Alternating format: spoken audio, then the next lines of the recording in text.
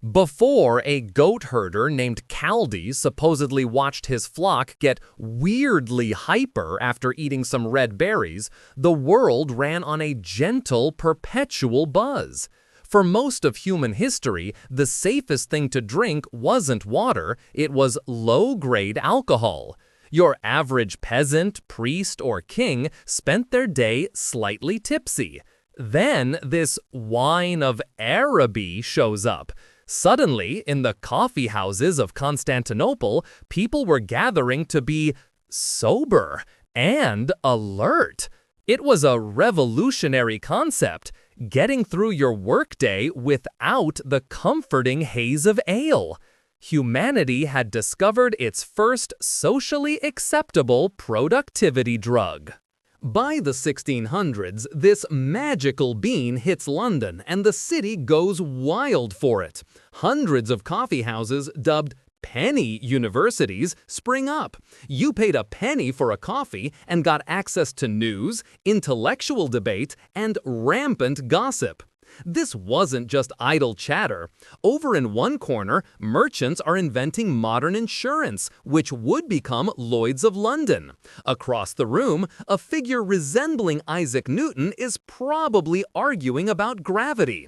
The London Stock Exchange and the Royal Society both trace their origins to these chaotic, smoke-filled, caffeine-soaked rooms. Apparently, the foundation of modern capitalism is just a bunch of guys getting jittery in a poorly lit room. This newfound ability to think clearly for extended periods had consequences. People started having dangerous ideas about things like rights and liberty. The Enlightenment didn't happen in a vacuum. It happened in cafes. The Boston Tea Party, that iconic act of anti-tax rebellion, was cooked up in a coffee house. Parisian revolutionaries plotted the end of the French monarchy over espressos. But let's not get too sentimental. Where did all this world-changing coffee come from? Well, European powers, being exceptionally good at this sort of thing, set up vast plantations in the Caribbean and South America.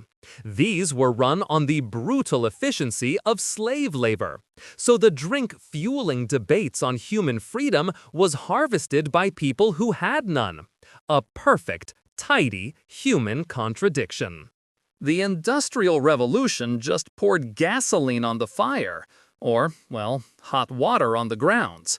Factory owners realized a caffeinated worker was a productive worker, and the coffee break was born to keep the human machinery running. Fast forward to today. That bean, discovered by some possibly mythical goats, now drives a multi-billion-dollar global industry. We've just refined the delivery system, from dusty penny universities to drive-through serving venti-sized concoctions with 6 shots of espresso. We're still just dancing to the tune of a bean, except now it costs us $8 and we pretend it's a personality trait.